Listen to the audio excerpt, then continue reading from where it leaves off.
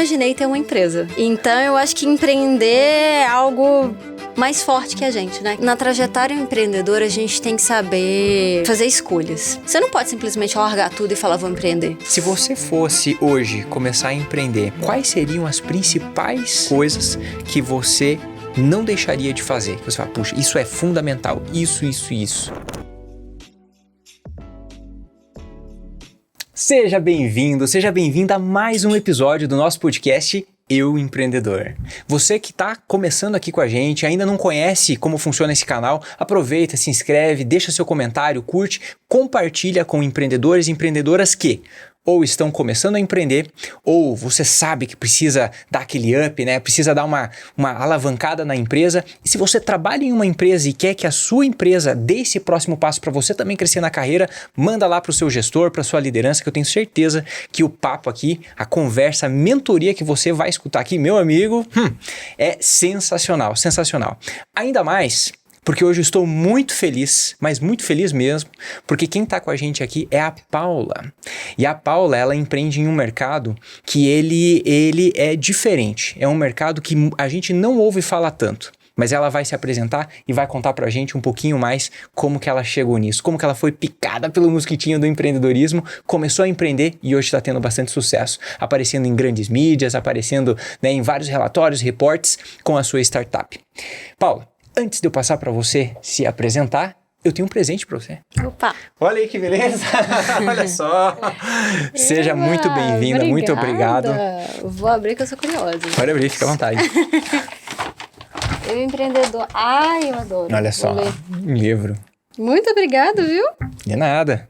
Vou Eu ler. que agradeço a disponibilidade, o tempo. Eu não sabia se você gostava de chocolate. Nossa, você acertou muito. Eu Não tem adoro uma pessoa chocolate. que não gosta de chocolate que já veio aqui. Adoro. Então, deu tudo certo.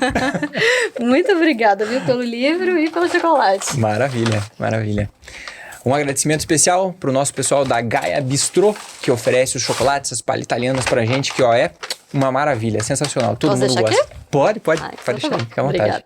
Excelente. Paula, então fica à vontade para você falar, à vontade mesmo, para você falar das suas empresas, dos seus negócios e para o pessoal poder te encontrar, fale do seu Instagram, né, todos os canais para que o pessoal te acesse e depois você pode começar contando como que você chegou nesse empreendimento. Qual que foi o comecinho, o estopim, aquela virada? Tá bom. Bom, meu nome é Paula Lage, eu tenho 32 anos, eu sou engenheira civil de formação e eu tenho uma produtora cultural de grafite, né, que é o Fábrica de Grafite, que é o principal projeto, e também tenho uma empresa, um e-commerce focado em lambe-lambe. Então, são empresas que nem você comentou, que têm um mercado diferente, né? É bem segmentada e que é totalmente oposta, vamos dizer, à minha formação, o que é algo muito curioso. Contando um pouquinho da minha trajetória, né, empreendedora, começar por... Eu nunca imaginei ter uma empresa, sabe? Eu acho que eu não tinha um sonho em ter uma empresa. Semana passada me fizeram uma pergunta. Ai, quando você sonhou em ter empresa, você imaginava que ia ser assim? Eu parei para refletir e falei, eu nunca imaginei ter uma empresa. Então, eu acho que empreender é algo mais forte que a gente, né? Que tá dentro da gente. Porque tem muitos desafios no caminho, né? Até dar certo, dá tudo errado. A verdade é essa, né? O empreendedorismo, ele não é romântico, ele não é fácil, ele não tem esse glamour que muitos dizem. Então, falando um pouquinho da minha trajetória, né, de empreendedora, sou formada em engenharia civil, fui muito feliz na minha formação, inclusive, de certa maneira, eu até utilizo até hoje, mas... mesmo seguindo para a área de exatas, eu sempre pintei, né? Meu pai é engenheiro mecânico, minha mãe é pintora, então eu sempre estive entre esses dois mundos, a priori opostos, Imagine né? essa casa, né? Não é? Não, engenheiro mecânico e a sua mãe... projeto e de tinta. Projeto e de tinta. Exatamente. Você andava no meio de escada e derrubava a tinta. Exatamente. E eu comecei a estagiar na multinacional, que inclusive foi muito importante para mim, na ArcelorMittal. E, por algum motivo, coisas que a gente só vai entender o motivo lá na frente, né? Já estava tudo encaminhado para ser contratada, e por algum motivo que até hoje eu não sei qual é, eu não fui contratada. E eu saí de um cenário de estudar e trabalhar quase que 16 horas por dia para não fazer nada. E aí, eu não consigo ficar quieta. Essa inquietude me fez voltar a pintar. E o processo de pintura sempre foi muito íntimo. Então, a arte, para mim, eu acredito que tem um poder transformador. Né? A arte tem a capacidade de transformar. Quando você fala pintar, você está falando tela? É tela mesmo, mas isso sempre foi algo mais terapêutico do que algo que eu expunha, né? E como foi uma fase muito difícil, eu voltei a pintar exatamente com esse objetivo, sabe? De eu me reconectar. E nesse processo muito íntimo, muito interno, eu comecei a pesquisar mais sobre o meio artístico, né? O meio artístico aqui de Belo Horizonte, como que funcionava esse mercado. E eu percebi uma dicotomia muito grande, na qual a arte, principalmente advinda de muitas galerias mais tradicionais, ela tem esse caráter mais exclusivo e excludente, né? Então, o fato de ser inacessível, acho que é o grande ponto desse segmento. Ou então, quando entra sob a outra ótica, ela é extremamente comercial ao ponto de não ter uma valorização do artista, do trabalho. Ela é meramente negociação de valores. E eu percebi que tinha um gap enorme entre esses dois polos, assim. Então, pelo que eu entendi, tem aqueles artistas que eles fazem a arte e eles acabam não tendo a valorização, então vira uma guerra, né, de preços. E, por outro lado, tem aqueles outros artistas em que tem muita valorização em cima do seu trabalho e acaba sendo excludente. Eu acho que não tanto em relação aos artistas, e muito mais em cima do mercado em si. É um processo que eu acho que já evoluiu muito do reconhecimento dos artistas e dos grafiteiros como profissão. Né? Eu acho que esse é um dos grandes pontos. Então, muito mais sobre a ótica de mercado. Mas eu nunca pensei que isso fosse virar uma empresa. Isso foi um embrião para mim.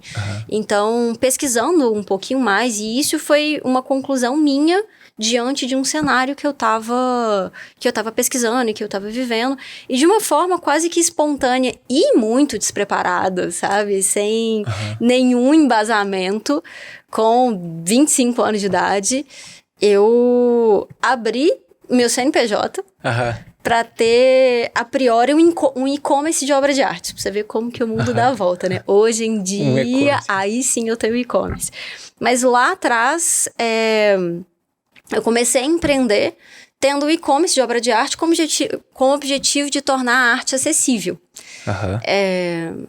Mas, quem está escutando sabe, né? Quem empreende sabe, a proposta inicial que a gente tem é um embrião, né? Que a gente só vai validar testando no mercado, olhando todas as outras condições.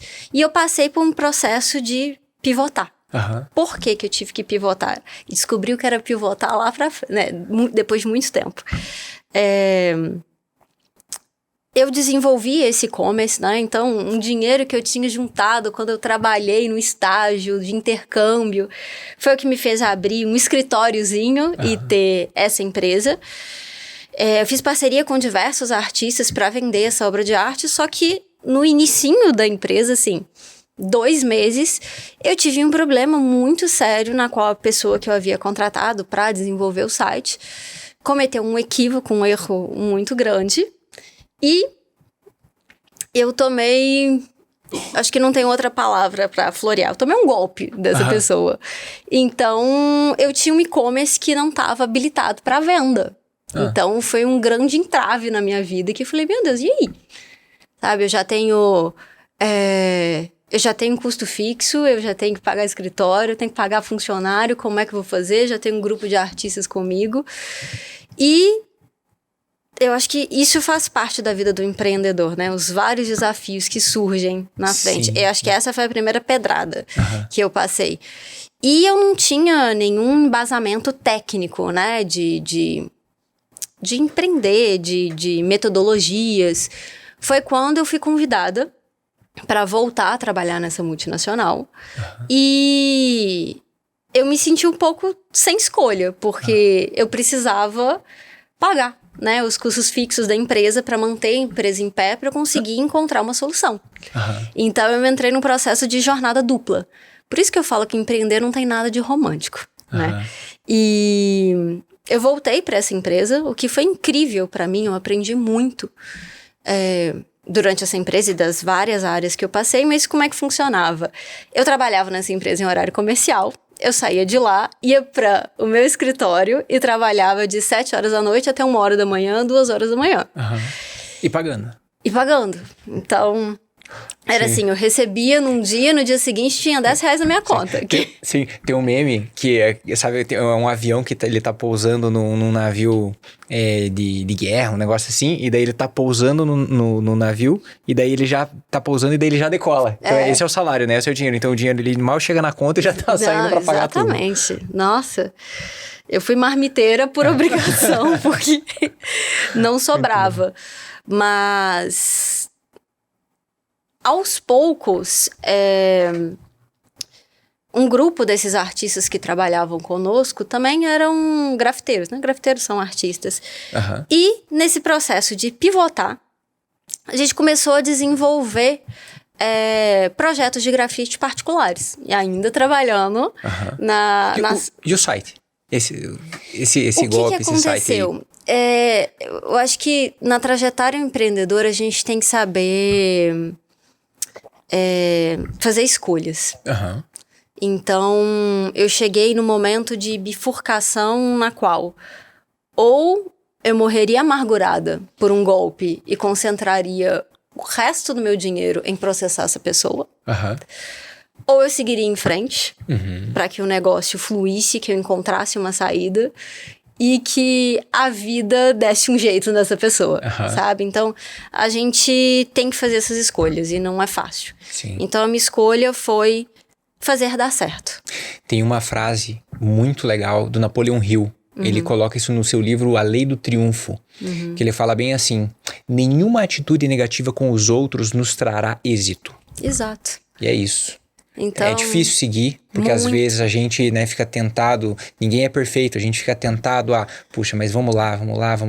E tem uma outra frase ainda desse livro que é jamais devolver na mesma moeda. Exato. São princípios. É revoltante.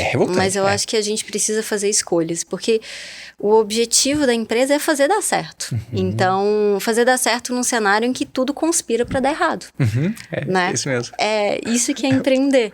Então, e foi muito difícil. Eu tô contando numa narrativa de deu certo, mas de fato deu tudo errado antes. Foi muito sofrido. Eu dormia 3 horas por noite, fiz isso por 2 anos, tive um burnout. Então, não é fácil, né? Mas são escolhas que a gente faz. E nesse meio tempo, ainda trabalhando na ArcelorMittal, que foi incrível pra mim também, a gente começou a perceber um outro mercado. Então, dos artistas que já trabalhavam conosco. Na ArcelorMittal, você trabalhava com o que lá? Eu trabalhei em algumas áreas. E hoje em dia eu vejo que cada área que eu trabalhei foi fundamental para o meu crescimento e para a posição que eu tô hoje. Tinha alguma delas que conectava diretamente com a parte de artistas e grafite ou não? Não. Eu comecei estagiando na estratégia. Quando eu comecei a estagiar, eu não sabia nem o que era estratégia. Hoje em dia eu vejo que foi fundamental para o meu crescimento. Porque planejamento estratégico é tudo. Né? Você ter uma boa estratégia é o ponto de partida para tudo. Depois disso, eu trabalhei na inteligência do RH. O que é muito importante você entender de números, de dados, de organização. E eu sou uma pessoa criativa, então, característica de uma pessoa criativa é ser muito desorganizada. Então, isso me ajudou a organizar um pouco. E a última área que eu trabalhei, que foi fundamental para mim, foi a área de inovação. Então, foi a primeira geração, brinco que foi a primeira geração do Assolab, porque foi quando começou. É o primeiro laboratório de inovação voltado para o mercado de aço, né? Da ArcelorMittal. Então, e foi extremamente inovador, né? O Assolab é muito inovador. E eu aprendi muito sobre metodologias ágeis e aprendi muitas coisas que eu adoraria saber lá atrás, que teria me ajudado muito a não ter tomado um monte de tombo, assim. Então foi fundamental para mim. E qual que foi o ponto que deu certo? Primeiro, assim, foi um processo psicológico de... Paula, segura mais um pouquinho até dar certo. Segura mais um pouquinho até dar certo. E segura mais um pouquinho porque eu dormia 3 horas por noite. E mesmo sendo uma coisa muito difícil, eu sei que eu ainda falo numa posição de privilégio, né? Porque eu tinha como manter uma casa, eu tinha que me sustentar, eu não tinha nenhuma outra pessoa para sustentar. Então, ainda é uma posição muito privilegiada, mas foram 2 anos sem dormir, né? Então, é difícil da gente... se manter são nesse cenário. E fica sempre um bichinho aqui falando, o que você tá fazendo?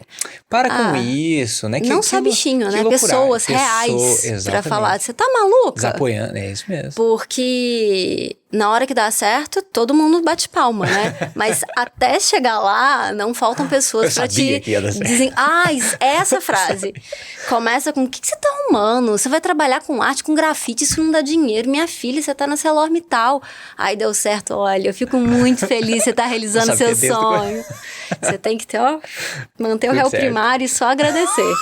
Porque não faltam muito pessoas pra te desencorajar. Sim. Então, empreender é um ato de coragem.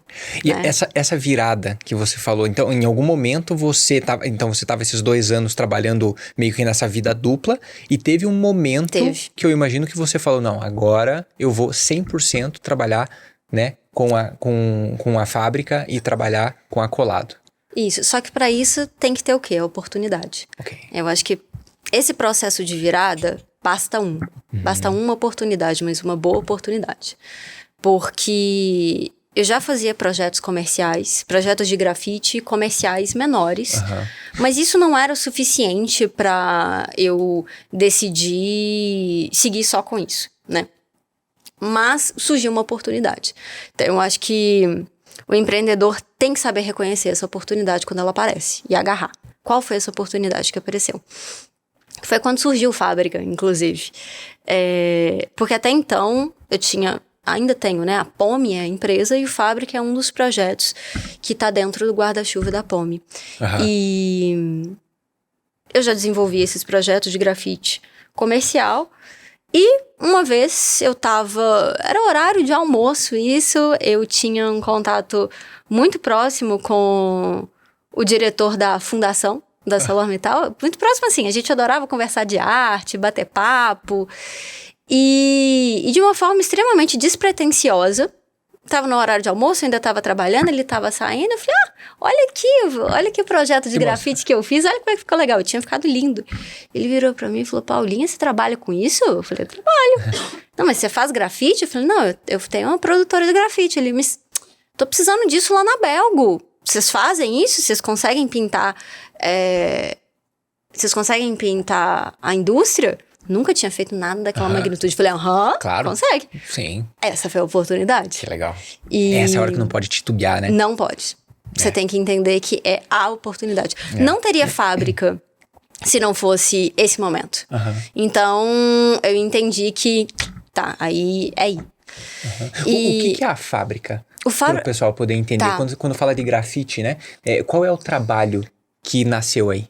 O Fábrica de Grafite, ele é um projeto que visa humanizar distritos industriais por meio do grafite.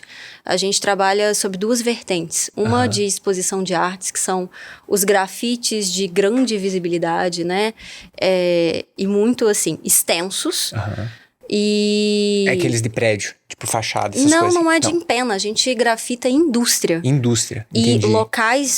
E locais que tenham ação industrial. Ok. E por quê isso? para promover, para fomentar a cultura e a fruição artística onde normalmente não chega. Entendi. Então, descentralizar essas ações. Porque quando você pensa num ambiente fabril, a primeira coisa que vem à cabeça é ambientes cinzas, sujos. Pesado, né? Densos. Um negócio corrente, uns negócios. É denso. E de fato é. É um ambiente denso. É um ambiente cinzento, de forma metafórica e literal. Então, humanizar esses espaços, levando cor, e muito além da parte artística, né? Mas proporcionando momentos de fruição artística para os funcionários que passam por lá, para as pessoas que vivem lá. Porque, inclusive eu pensava nisso, que o ambiente industrial a gente é como um ambiente de passagem, a gente passa por aquilo. A gente nem olha para esses lugares. E tem vida nesses lugares, tem pessoas que trabalham por anos lá, tem pessoas que criam famílias lá. Então, humanizar esses espaços por meio da arte mais democrática que existe, que é o grafite, é o propósito do Fábrica. Né? Realizar essa humanização. Entendi. E a primeira vez, o Fábrica, você comentou, Paula, que nasceu dessa oportunidade. Isso. Então foi quando vocês foram lá na como é que é? Na Belgo BK. Isso. Quando vocês foram nela, é que nasceu. Exatamente. Teve uma primeira reunião, a partir dessa conversa, teve uma primeira reunião para a gente conseguir estruturar um projeto. E eu acho que esse propósito de humanizar distritos industriais, ele surgiu a partir do momento em que a gente conseguiu olhar para esses locais com uma outra ótica. Foi quando a gente foi nesse lugar e falei, peraí, tem vida aqui. Eu sempre passo por aqui, eu nem reparo nisso aqui. Nunca vi. Eu só vejo um bloco cinza e tem vida aqui, sabe? Então, humanizar é lembrar que essas pessoas existem. Descentralizar essas ações. Então, esse objetivo de humanizar distritos industriais veio dessa primeira visita e de entender que, peraí, vamos trabalhar aqui? E a gente não faz nada sozinho, né? A gente não empreende sozinho. A gente tem que ter uma equipe muito boa, e essa equipe muito boa, às vezes a gente tem que contar com o quesito de sorte. Sorte faz parte do processo. Acontece. Né? E durante esse projeto da Belgo, eu não pude ter participação ativa na produção porque eu ainda trabalhava na Celor. Aí entra a questão de que o universo também te ajuda, sabe? Em alguns momentos. Um dos produtores do Fábrica, o Roger, que hoje em dia é meu braço direito, ele estava passando por uma questão pessoal na vida dele. Ele é extremamente conhecido no meio artístico. Ele estava passando por um problema, uma questão pessoal na vida dele, e ele precisava de alguma coisa para espairecer. E ele conhece quase todos os artistas, assim, não só de BH, mas do Brasil. E ele entrou como produtor do Fábrica, desse primeiro projeto. Motivo pelo qual a curadoria foi incrível. Então, ele fez a organização, então... Não sozinho, mas foi muito importante para ter uma curadoria muito incrível, para conseguir fazer uma produção. Eu mantive essa parte de produção executiva, mas a gente criou uma metodologia nesse primeiro Fábrica. E ele foi fundamental. E na época a gente tinha um outro produtor também, que foi fundamental para conseguir criar essa primeira metodologia. E o primeiro que a gente fez foi 4.500 metros quadrados. Foi um belo de um teste, assim. 4.500 metros quadrados. É muro, viu? É muito muro. É muro. É muito muro. E deu tudo certo. E felizmente deu tudo certo. É aquilo de a gente teve uma primeira oportunidade, agarrou e deu certo. E a gente criou a nossa metodologia nisso, né? Porque a gente tem que entender como que funciona, né? E depois desse primeiro Fábrica, o resultado foi tão bom que teve a demanda pelo segundo, que aí foi em Feira de Santana. E aí nesse momento ainda da Arcelor também? Esse da ArcelorMittal também. Também? Legal. E olha que coincidência, a ArcelorMittal é meu maior cliente hoje em dia. Eu vim de lá, estagiária, e hoje em dia é meu maior cliente. Eu sou muito grata à Arcelor. E nesse segundo Fábrica, foi o momento em que eu já tinha conseguido depois de muitos anos, que a empresa fosse financeiramente sustentável. Então era o momento em que eu poderia falar, chega, tá tudo bem. Só que eu não soube falar esse chega, sabe? Quem falou esse chega foi meu próprio corpo. Porque quando a gente chega num ponto de exaustão, e isso faz parte da... Tomara que não faça pra todo mundo, né? Mas faz parte da jornada empreendedora. Você não pode simplesmente largar tudo e falar, vou empreender. Isso é um cenário muito lunático, utópico, sabe? Você tem que ter uma segurança, um planejamento pra entender que você pode largar o seu emprego ou a sua forma de monetizar pra seguir empreender, né? Não dá pra simplesmente largar e aí vou tentar. Não. E eu já tava tão imbuída dessa exaustão que eu não soube parar. Já era financeiramente sustentável, eu já tinha conseguido chegar onde eu queria, aguenta Paula, já tinha sido suficiente, mas eu não consegui parar. E aí veio o primeiro burnout. Eu já posso pedir música no Fantástico de burnout, o que... Esse parar que você tá falando é de trabalhar junto na Arcelor e também ter jornada dupla. Ter jornada dupla. Isso, exatamente. Eu trabalhava na área de inovação, eu tocava diversos projetos. Foi fundamental para eu aprender muita coisa. Eu aprendi fundamentos lá que hoje em dia eu levo pra vida. E que eu acho que todo empreendedor precisa saber. Alguns conceitos básicos de MVP, de metodologia de duplo diamante, sabe? Eu aprendia lá. Só que meu corpo já não aguentava mais. Então, meu corpo parou por mim. Foi o que dava pra fazer, sabe? Entendi. Tem horas que... Esse foi o gatilho? Esse foi o gancho que falou assim, puxa, eu vou parar pra eu sair? Pra você sair, daí você falar, puxa, eu vou... Eu fui hospitalizada, foi um burnout. Então, o meu corpo falou, chega. Aí, enquanto eu estava internada, eu falei, peraí, calma. Tem alguma coisa... Não tá legal. E foi quando eu entendi que eu já tinha cumprido a minha missão. Que eu era muito grata ao que a Arcelor tinha me oferecido, ao que eu tinha aprendido, mas era uma outra bifurcação que eu tava passando na minha vida, que era, eu tenho que tomar uma escolha. Agora que eu já consegui chegar no momento em que eu lutei anos pra chegar, que é ter uma empresa financeiramente sustentável, eu tenho que tomar uma decisão. Ou eu sigo pra essa empresa, ou eu continuo na carreira corporativa e esqueço a empresa. Só que aquilo que a gente começou a falar, empreender é mais forte do que a gente, né? Sim, é um instinto quase que inconsciente. Eu acho que toda vez que eu imaginava largando a minha empresa para seguir a carreira corporativa, me dava um vazio. Eu sentia um vazio existencial. Eu falava, não, eu vou seguir. Esse momento, sabe, Paula, se tem uma das coisas que eu acredito demais, e não é só eu, são vários autores, Robert Greene fala bastante disso, o pessoal da Gallup fala muito disso, que nós, né, como pessoas, nós temos que conseguir encontrar aquilo que está dentro da gente, que nos traz a inspiração, que nos traz a vocação, que é aquilo que brilha, que caminha muito mais próximo do nosso propósito. E aqui eu concordo, e eu vou usar até as tuas palavras, o propósito não é um negócio romantizado, e não, chega disso, vou descobrir o meu propósito. Não, cara, é muito mais simples do que isso. É tipo assim, cara, eu curto demais empreender, eu curto demais trabalhar com a parte artística, eu curto demais valorizar, dar vida aos espaços que antes eram, né? Então, esses autores também, assim como eu acredito demais, nós temos que conseguir trabalhar e batalhar para criar oportunidades e diversas oportunidades para que a gente consiga revelar o nosso propósito, aquilo que a gente ama de paixão.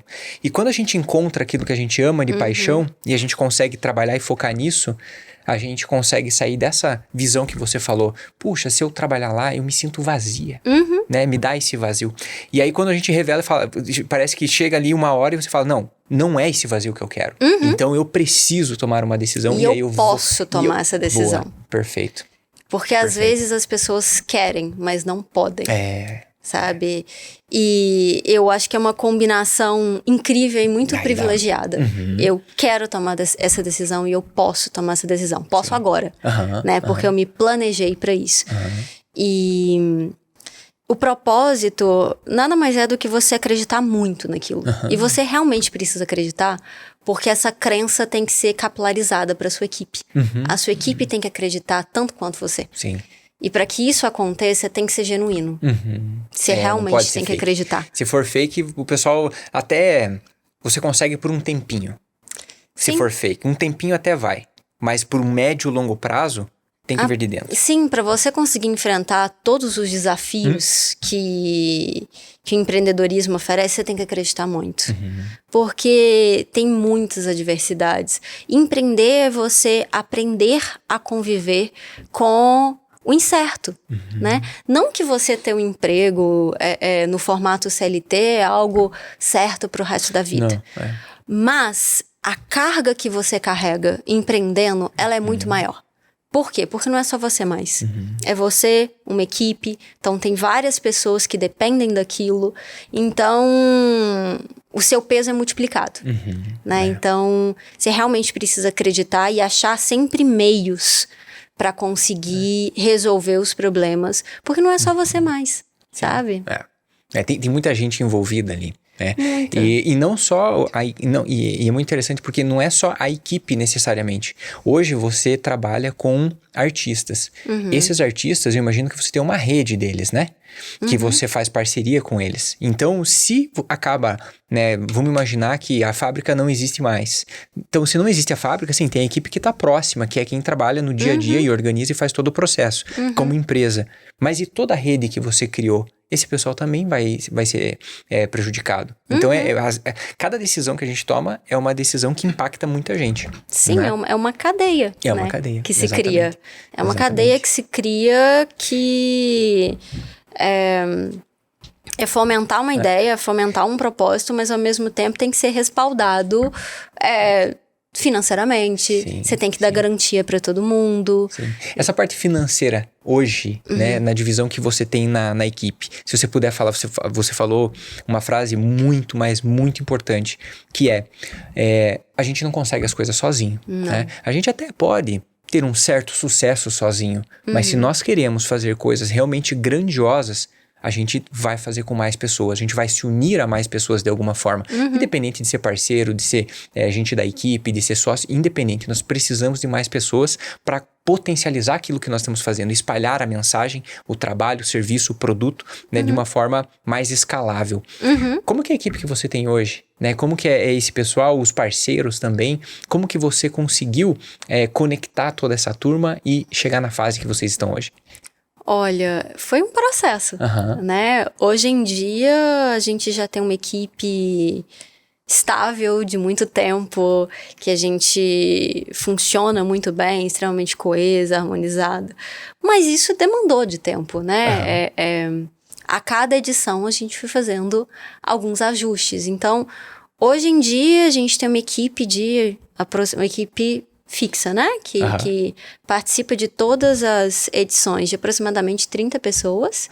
E a cada edição a gente faz uma curadoria artística para contratar artistas locais ou do mesmo estado. Exatamente para fomentar a arte local, a cultura local. Então, a gente tem uma equipe, né, que viaja conosco em todas as produções e tem a equipe que fica, vamos dizer assim, de backstage, né? Que legal. Então, tem 2 produtores artísticos que trabalham junto comigo. Eu faço o papel de produção executiva, acompanho a produção artística, tem a equipe de comunicação que desenvolve a identidade visual de todas as edições, a comunicação interna da empresa quanto a comunicação externa, alinhado, né, a identidade de marca de cada empresa. A gente tem assessoria de imprensa, que é fundamental, né? Que já trabalha conosco, acho que desde 2021. Desde 2021 é a mesma equipe. Tem a Maia que trabalha conosco, que é assessoria de imprensa. A gente tem uma equipe de audiovisual também, a Molinete, que eles são excelentes. E assim, quanto mais tempo você trabalha com a pessoa, mais autonomia você dá, mais você confia. Então, já funciona como um organismo vivo, sabe? E esse processo de confiança é muito importante. Não é falar, vai lá, campeão, faz aí, mas é dar autonomia, porque a pessoa já está inteirada do assunto e acredita muito na empresa. Sim. E a gente tem equipe do financeiro, prestação de contas, contabilidade, administrativo, projetos. Então já tem o Fábrica já é um organismo vivo. Já funciona, sim. E como que você transmite a cultura? Porque você falou que uma das coisas importantes é essa paixão, ela ser genuína e essa paixão genuína ser transmitida, né, para a equipe. Porque senão, né, parece que o negócio fica vazio. Como que você transmite essa cultura hoje? O que você faz, que você sente que conecta com quem está ali na equipe? Eu acho que a cultura organizacional é a base para tudo. Então, alguns pontos. O Fábrica fala por si só. Eu não preciso convencer ninguém da minha equipe do impacto. Todos eles vivem na pele o impacto positivo que o Fábrica gera. Então, durante uma produção, é uma energia tão positiva. É lógico que, assim, um monte de coisa para fazer, resolver um monte de pepino, sempre muito problema e virando noite. Mas é uma paz de espírito que todo mundo tem quando enxerga aquilo sendo desenvolvido daquela magnitude, quando a gente olha os cursos, né, na parte de arte e educação, das crianças abraçando aquilo e reportando pra gente o quanto aquilo foi fundamental pra vida delas. Eu não preciso convencer ninguém. Que legal. Cada pessoa da equipe sabe exatamente o impacto que a empresa tem. Eu acho que esse é o primeiro ponto. A empresa falar por si só, sabe? E um outro ponto que eu acho fundamental é liderar pelo exemplo. Então, se eu quero que as pessoas, que a equipe trabalhe, se dedique para aquilo, que entenda os prazos, que entenda a necessidade, isso tem que vir primeiramente de mim, é top-down. Essa parte é top-down. Então, liderar pelo exemplo,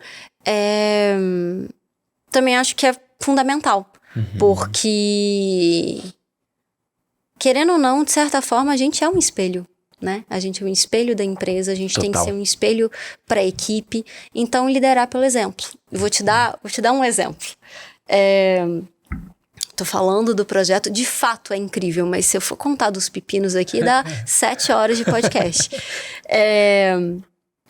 Teve eu não lembro qual edição, porque a gente já teve diversas edições, mas teve uma edição em Tramandaí, que é litoral do Rio Grande do Sul.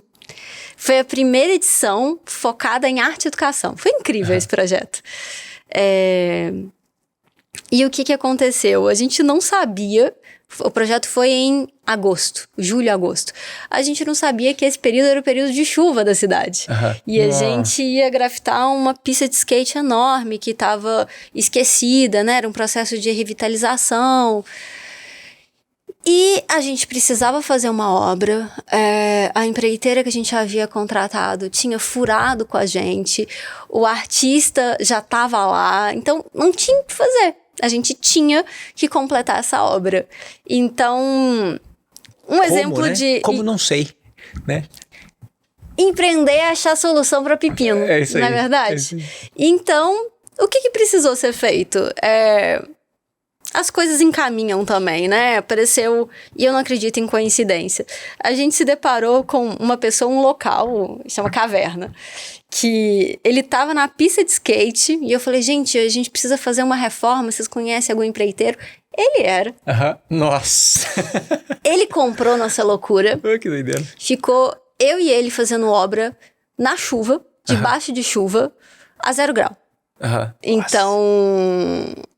E precisava ser feito. Então era o seguinte, a gente colocava catalisador na massa, batia a massa com catalisador, tampava com a lona. Eu chegava tremendo no hotel, desesperado, e ninguém, assim, no final das contas do projeto, ninguém soube disso, né? Mas liderar pelo exemplo é isso. Precisa ser feito? Tem que dar um jeito. Quantas vezes, e aí eu dei um exemplo próprio, né? mas que equipe inteira fez isso. Quantas vezes a produção não teve que virar noite mais noite, separando material, resolvendo o estoque e cobrando de artista layout, eu virando noite para enviar para a empresa o que eles pediram. Então, liderar pelo exemplo é isso, você fazer o que precisa ser feito e mostrar para a equipe que... se você está disposta, se você acredita, esse é um comportamento que deve ser seguido para todo mundo. Parece até uma energia isso, não é? Parece uma energia que você começou criando isso dentro da empresa e com o passar do tempo, essa energia, você passou ela para a pessoa que está ali do seu lado. Seja ela um sócio ou uma pessoa que estava começando na equipe, que acreditou ali no começo. E aí você... Por exemplo, né, nessa história que você contou, você foi lá, chegou e começou a colocar a massa e arrumou e fez o negócio acontecer e a pessoa estava ali junto contigo, só olhando. De repente, quando você não está, ela vai estar fazendo isso. Sim. E de repente o tempo vai passando, você vai ver, tá todo mundo, aparece um problema, uma situação, o pessoal se olha e fala, não, isso aí a gente resolve, e daí dá um jeito, né? E você passa essa cultura pra frente. É um negócio muito louco isso. E é o que acontece, sabe? Eu realmente confio nas pessoas que eu trabalho. Na semana passada, Marina, que trabalha comigo junto com a prestação de contas, estava virando noite comigo. Nossa. Quantas vezes a Carmen já não teve que mandar material 4 horas da manhã? Não que eu acho, só para deixar bem claro, não que eu acho saudável trabalhar nesse horário, mas essa questão da equipe comprar. Sim. O Fábrica de Grafite não é só... A Paula já deixou de ser eu mesma há muito tempo. Fábrica de Grafite é um organismo, é uma equipe que cada peça é fundamental. Né? Então, isso é muito importante. Às vezes tem momentos no projeto que a gente tem que fazer as coisas custe o que custar. Muitas vezes isso aparece. Sim. A gente fala muito, a gente não, né? Mas ouve, né? Falar bastante, se ouve bastante do equilíbrio na nossa vida. Né? E o equilíbrio, quando a gente acaba, eu acredito nisso, quando a gente acaba criando um equilíbrio na nossa vida, a gente acaba ficando mediano em várias coisas. Nós temos sim que cuidar da nossa saúde 100%, com certeza, porque essa é a máquina principal da nossa vida. Exato. Se a gente não cuidar da nossa saúde, simplesmente nada funciona mais. Exatamente. Agora, quando a gente fala de dedicação em tempo com família, tempo no trabalho, tempo com amigos, tempo com uma série de outras, né, dedicações que a gente tem que ter, se nós formos ter um equilíbrio em todas essas, a gente vai acabar sendo mediano. A gente vai acabar fazendo tudo que, sabe, tentando fazer um negócio na média, se não até pior.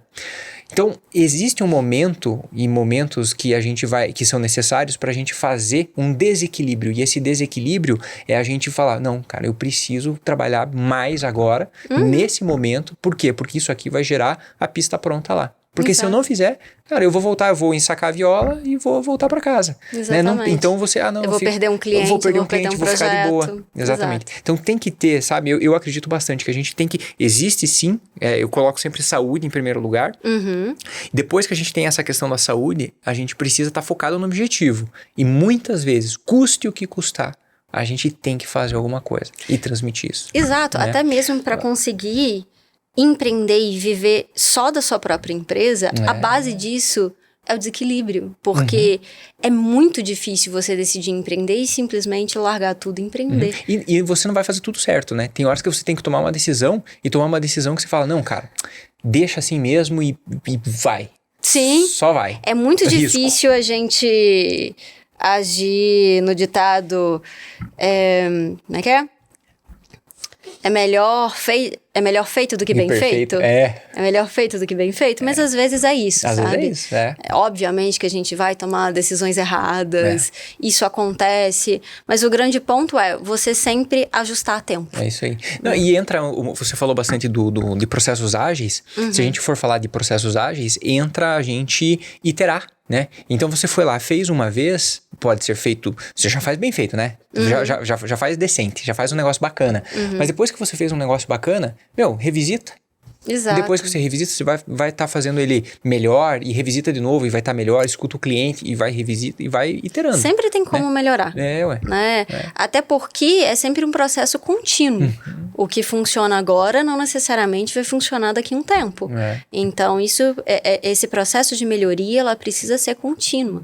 né? Para que as coisas operem de uma forma mais perene. Tranquilo. Né? Você comentou bem no comecinho da nossa conversa, Paula, um negócio assim, eu marco tudo, viu? Você falou assim, eu comecei a empreender muitas vezes sem preparo. Eu comecei a empreender sem preparo, né? Se você fosse hoje começar a empreender, né, em qualquer segmento, quais seriam as principais... E hoje você está extremamente mais preparada, né? Quais seriam os principais insights, as principais coisas que você não deixaria de fazer? Que você fala, puxa, isso é fundamental, isso. Quais seriam essas coisas? Ler a Startup Enxuta. Bom. Eu acho que... Startup Enxuta do Eric Ries, se eu não estou enganado. É a bíblia, né, do empreendedor. É o primeiro livro que ele tem que pegar. Por que eu falei isso? O conceito de MVP, eu fui conhecer muito tempo depois, no Assolab, que eu fui entender. E essa ideia de você ter o mínimo necessário possível para você testar uma hipótese teria me poupado de muitos problemas. Então, pensando em quando eu comecei, isso eu falo num exercício muito carinhoso, sabe? Comigo. Porque tudo bem eu estar preparada, tudo bem ter acontecido da forma que aconteceu. Foi o que deu para fazer. Mas se eu tivesse a oportunidade, eu tomaria decisões que eu não daria um passo maior que a perna. Eu dei várias vezes. E me custou muito caro, sabe? Muito caro, não só dinheiro, como saúde. Então, lá atrás, com a hipótese que eu tinha, a gente sempre surge com uma hipótese, né? Uma empresa, o embrião de uma empresa é uma hipótese. A gente só vai testar se isso faz sentido para o mercado, todas as condições externas vão fazer com que aquilo dê certo depois, né? E se soubesse, né, você... se soubesse, ninguém teria problema em empreender, perfeito, né? Exatamente. E então eu acho que eu daria um passinho de cada vez. Que bom que eu fui uma pessoa muito corajosa. Empreender é coragem, né? É você ter muita coragem. Que bom que eu tive essa coragem. Mas se eu tivesse um embasamento de entender que, beleza, deixa eu testar isso aqui, talvez eu não precisasse contratar uma pessoa para desenvolver um site e gastar fortunas com aquilo. Te dando um exemplo prático do que seria um MVP. Se eu pegasse um CMS pronto e eu mesma programasse aquilo e soltasse no mercado e começasse a ver se teria uma venda ou outra, aí beleza, aí eu teria um indicativo que deu certo. Aí eu faria a segunda etapa. Beleza, não deu certo? Aí sim eu vou pensar em pivotar. O que é pivotar? É você fazer uma avaliação do que deu certo, porque sempre tem alguma coisa positiva e negativa, né? O que deu certo desse processo e o que não funcionou? Diante do que não funcionou, qual a segunda hipótese que eu posso testar? Sim. Então, eu acho que eu seguiria um pouco mais essa ideia do que é MVP. De fazer os testes aos poucos, ir validando aos poucos, para conseguir chegar num modelo de negócio que tivesse aderência no mercado. Perfeito. É como se você fosse caminhando etapas de um funil, né? Sim. Então você começa pegando esse exemplo que você deu. Duas coisas muito legais que você falou. MVP, pessoal, MVP é o mínimo produto viável. É aquele produto mínimo, e quando fala produto, seja a prestação de serviço, seja um produto físico mesmo, né? É você ter o mínimo produto que você acredita que ele pode ser oferecido ao teu público. E muitas vezes esse produto, ele nem está completo ainda, né? Com tudo aquilo que você sabe que vai fazer uma transformação. Não, é aquilo que você pode oferecer. Eu gosto muito de uma parada que é assim, ó.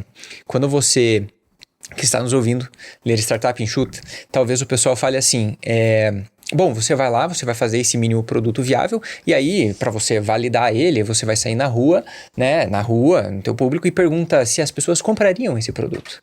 E aí, vocês vão descobrir, sabe o quê? Que muita gente fala assim, não, eu compraria. Essa é uma pesquisa super enviesada que nunca funciona, exatamente, né? Você fala, e aí você fala com seus familiares, com seus amigos, sabe como que você mata essa pergunta? Você fala assim, você compraria? Então beleza, então compra aqui. Exato. Aí a hora que a pessoa realmente ela tira o dinheiro da carteira, passa o cartão, ela compra, de fato, quando ela compra, Aí você validou. Aí tá dentro. E aí você dá seus pulos pra você entregar o que você prometeu. Exatamente. Porque aí é a segunda etapa do funil. E aí você começa a validar. Você começa a entregar aquilo que você prometeu. Exatamente. Tem que tomar muito cuidado com essas pesquisas hipotéticas. Uf, o meu ex-chefe da estratégia, que foi meu ex-chefe do Assolab, uma pessoa muito querida, o Rodrigo Carazoli, ele é estatístico. Então, isso é época de estratégia e de estágio, né? Que a gente ia fazer algumas pesquisas e aí a gente utilizava. Você compraria? Você faria? Ele falou, Paula, papel aceita tudo. Todo mundo compraria. Agora, já comprou? Exato, não comprou? Então essa pesquisa não funciona para nada. É isso aí. De fato, você testar a hipótese futura não adianta nada. Exatamente. Não adianta nada. E a fábrica... Então, você falou, teve esse primeiro trabalho, que teve lá uma gigantesca obra que ficou sensacional, que abriu oportunidade para várias outras. E como que chegou na Colado? Nossa, foi um caminho. O Fábrica, ele foi se ajustando a cada edição, né? Então, a gente teve a segunda, eu participei mais ativamente da terceira, que foi a maior da América Latina. Foi desesperadora a produção, mas deu tudo certo. Veio a quarta edição. A partir da quarta edição, a equipe já estava mais coesa. Então, todo mundo que trabalha hoje em dia no Fábrica veio dessa edição. Quinta, sexta. E onde que entra Colado, né? Isso. Nisso tudo? Primeiro, eu sempre fui apaixonada, mas apaixonada com decoração de interiores. Por quê? Porque eu acho que existem diversas maneiras da gente se expressar e maneiras não verbais da gente se expressar. Então, a forma com que a gente se veste é uma forma de expressão, assim como a nossa própria casa, a forma com que a gente organiza a nossa própria casa, a nossa decoração do espaço. Então, isso consegue refletir sobre a nossa personalidade, sobre o nosso humor. E eu acho fundamental, toda vez que a gente entra dentro de casa, a gente se sentir bem. Sentir que aquilo é um lar. Né? Por muitas vezes na minha vida pessoal, eu não sentia isso. Assim. Quando eu entrava na minha própria casa, eu não sentia conforto. Então, eu sempre entendi a decoração como uma forma de proporcionar bem-estar. Sempre amei. E, inclusive, já teve uma época lá atrás, há muito tempo, que eu falei, vou ser decoradora de interiores pro meu pai. Meu pai falou, isso não dá dinheiro. Um dos motivos, né, que eu segui para de exatas, engenharia. Mas, inclusive dá dinheiro, tá? Meu pai tá muito errado. Eu sempre fui apaixonada com essa ideia da gente conseguir se expressar de diversas formas. E então, desde que eu mudei para minha própria casa, fui morar sozinha, foi meu momento de explorar a casa. De eu pintar teto, de eu pintar parede, de eu fazer tudo. Aquela casa era um reflexo de quem era a Paula. E nesse processo de decorar a minha própria casa, chegou num momento em que eu tava no quarto de visitas, já tava com fábrica, já conhecia diversos artistas, e eu falei, vou fazer uma coisa diferente. E aí eu resolvi testar dentro da minha própria casa lambe-lambe. Então, conversei com o artista, falei, olha, eu posso imprimir, posso testar aqui em casa. E eu fiz um laboratório dentro de casa. Então, eu imprimi diversas gramaturas para ver o que funcionava melhor. Eu testei a cola, a quantidade de água, qual era o melhor traço, a forma de aplicar. Fiz um laboratório. E aí eu apliquei aquilo. Ficou lindo. Ficou muito bonito. Eu decorei do meu jeito aquele espaço. Isso é um bom tempo atrás. A arte você que fez também? Não. Era de um artista parceiro já. Aí pegava essa arte e você construiu o lambe-lambe. Eu imprimia no formato A3 e fiz o teste de gramatura, tipo de papel, proporção de água e cola. Legal. E decorei o meu quarto com o lambe-lambe.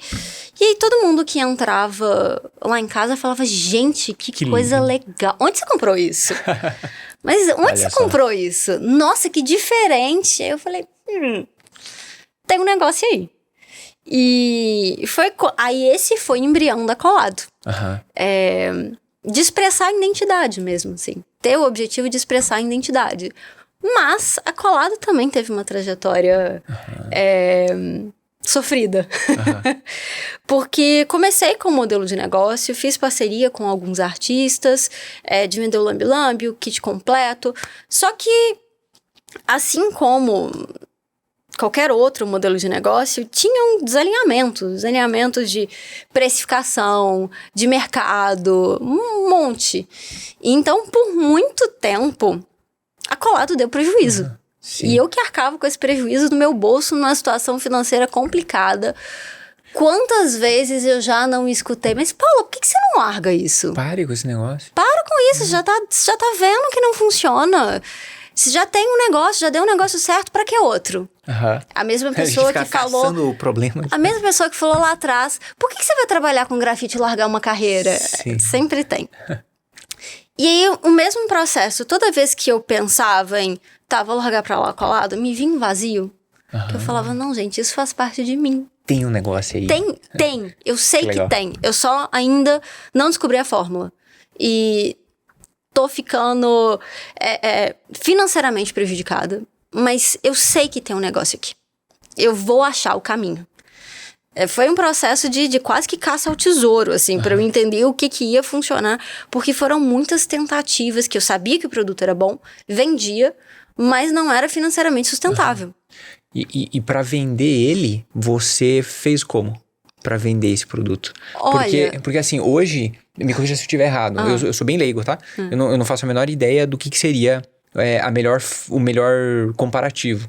Mas me parece que um concorrente direto é o papel de parede. Sim. É isso. Então, na hora que eu vou escolher, exemplo, né? Eu vou fazer uma decoração da minha casa, vou pintar essa parede aqui, por exemplo. Eu olho lá entre tinta, olho entre papel de parede e o Lambe Lambe. E o que o Lambe Lambe te oferece de vantagem? Exatamente. Primeiro, você tem a autonomia de você mesmo ir lá e aplicar. E é uma reforma sem bagunça, com custo-benefício e que fica pronto imediatamente. A pintura, se você resolve fazer sozinho, eu sei porque eu já pintei minha casa inteira, dá um trabalho, uma bagunça, suja com tudo quanto é coisa. Você tem que isolar com a fita crepe, recortar, pintar em cima, mais 2 dias pra limpar a casa, no cenário de você pintar. E se você vai entregar imóvel que você locou e você fala assim, não, eu mesmo vou pintar pra entregar esse imóvel, você vai arrepender pro resto da sua vida de fazer isso. Sim. E se você contrata um profissional, é caro fazer isso. Mas faz certo.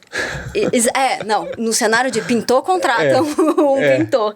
Mas o argumento do Lambe Lambe e comparado com o papel de parede. O papel de parede você não aplica sozinho. Pelo menos aqui no Brasil, estudo que a gente já fez, você sempre contrata um aplicador. A cola, ela é diferente. Demora muito mais para preparar. É muito mais difícil de aplicar. E quando você tira, arranca reboco, arranca pedaço. Então, não é fácil de aplicar. E não é barato. Então, Lambe Lambe é uma solução alternativa para você mesmo decorar a sua casa, ter um resultado imediato e ter uma estética totalmente autêntica dentro de casa. Sabe? É você utilizar de uma linguagem de rua dentro de casa e apoiar um artista. A gente ainda mantém esse propósito de apoio ao artista, porque todas as artes que a gente tem na Colado, elas foram desenvolvidas em parceria com artistas ou desenvolvidas pelo estúdio Colado. Então, é um apoio à arte. Que legal. E tem a mesma turma do que faz o grafite também? Ou são artistas diferentes? Então, do Fábrica de Grafite, a cada edição a gente faz uma curadoria. Entendi. Mas assim... Até mesmo porque muda a cidade, né? Você comentou que você quer pegar o pessoal local. Mas muitos artistas que a gente trabalhou no Fábrica, a gente chamou pra fazer parceria na Colado. Querendo ou não, tem uma simbiose, né? Entre os dois negócios. A gente conhece os artistas no Fábrica, convida pra Colado. Tem essa conexão, sabe? Não são negócios opostos. Então, assim, a Colado demorou pra dar certo. O negócio, ele não dá certo, assim. E essa é a hora de se acreditar. Porque acreditar quando tá dando certo é muito fácil, né? Sim. Agora, quando você acredita... É só impulsionar daí. Exato. Né? Quando tá dando certo, você impulsiona. Quando não tá dando certo, você precisa ter aquilo que você falou, que é, puxa, eu acredito. Exato. Tem, sabe, tem alguma tem um negócio coisa ali. Aqui. Você precisa disso, porque senão você desiste na primeira, né, na primeira oportunidade que você tem de desistir, ou enquanto alguém fala, ou alguém te desincentiva, esse é o momento que você acaba pulando fora. Exato. Né? Paula, a nossa conversa está muito boa. A gente falou bastante de várias áreas aqui, que eu destaco algumas delas aqui. Primeiro, a gente conseguir encontrar aquela vocação, aquele propósito.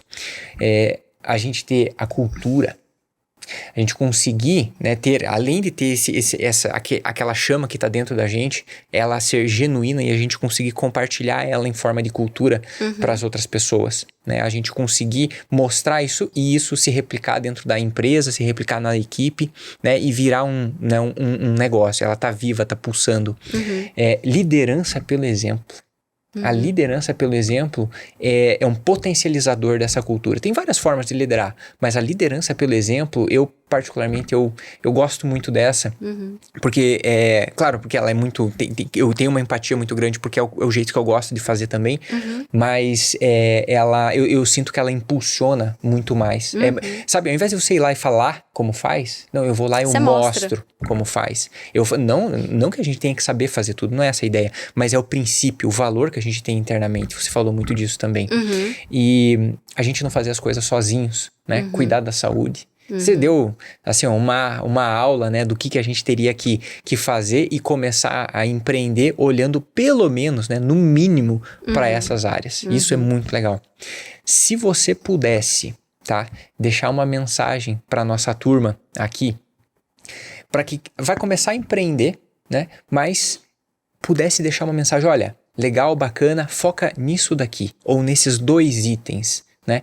O que você diria para essas pessoas focarem, né? Que estão começando, para essas pessoas focarem.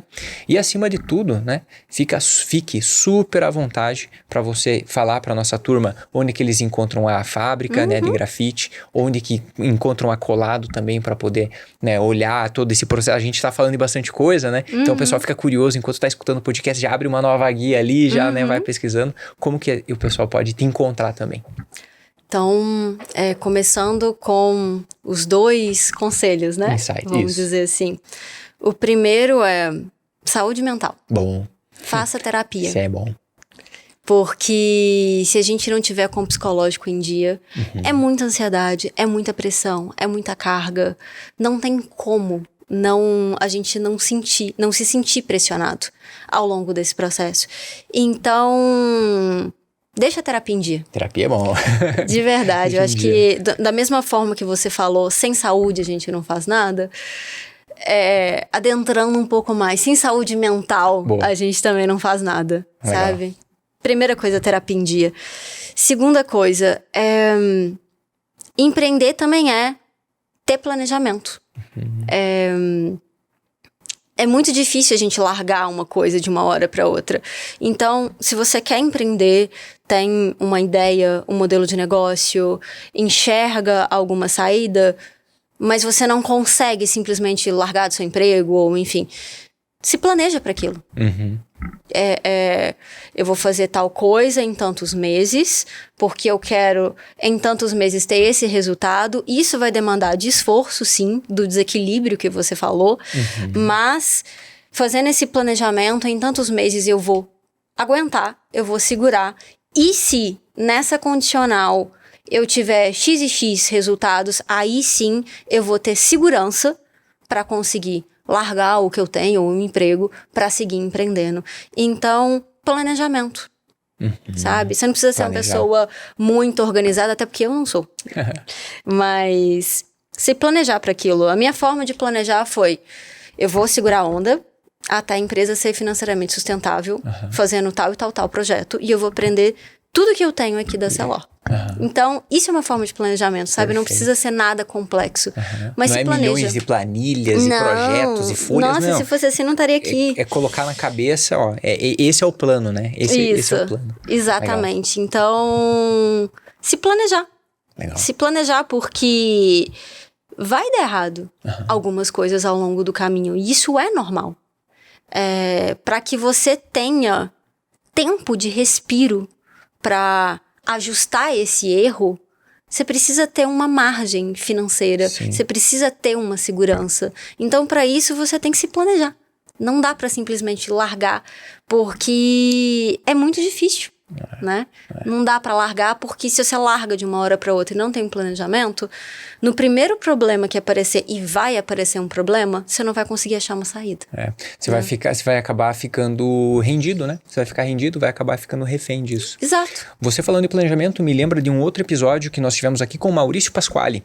O Maurício comentou, o Maurício ele também trabalhou em uma grande empresa, e ele teve uma trajetória na qual ele também olhou para essa forma de planejamento como um impulsionador para ele começar a empreender. É muito legal ver isso. Então, pessoal, deem uma olhada no episódio também do Maurício, que eu tenho certeza que vocês vão tirar vários insights. E como que o pessoal pode fazer para te encontrar você, encontrar a fábrica, encontrar Colado, né? E entrar nesse mundo, né, do grafite, nesse mundo da arte e, quem sabe, até economizar uma bela grana e deixar muito mais vivo o seu quarto, seu ambiente, né? Para não ficar se estressando com pintura. Ah, com certeza. Nossa, Colado é incrível. Demais com pintura. Depois eu até conto um pouco melhor que... tem vários fatores importantes, só esse adendo. Mas, inclusive, a localização. Sabe? Eu fiquei muito tempo tentando em Belo Horizonte e só deu certo em São Paulo.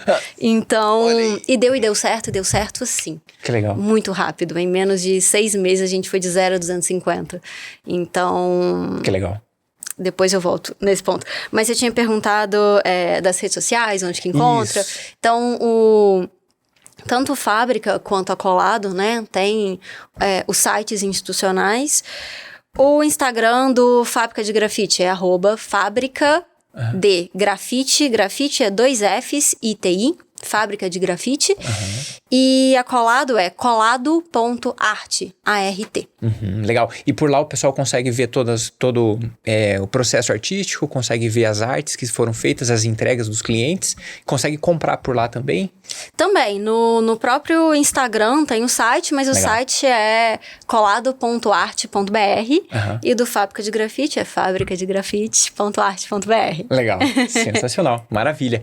Pessoal, vocês que estão nos ouvindo aqui já sabem como encontrar as redes da Paula, como encontrar também toda esse produto, essa prestação de serviço que também tem uma questão, né, de trazer vida para os lugares que a gente passa despercebido. Né? Isso é muito legal, é a cultura que fala por si só. Né? Então é o impacto que a empresa causa por si só. Quiser dar uma olhada, fiquem à vontade, que tem as redes que a Paula mencionou para nós. Deixe seus comentários aqui embaixo para você poder colocar suas dúvidas, para a gente estar perguntando também para a Paula e também para os próximos convidados que a gente venha a ter aqui. Tá bom? Paula, muito obrigado por ter participado, ter cedido esse tempo para compartilhar vários insights com quem está aqui nos ouvindo. E obrigado também por ter vindo aqui nesse convite maravilhoso que foi proporcionado também pela Maia, que é uma grande parceira nossa. Muito obrigado. Para você que está nos ouvindo, até nosso próximo episódio.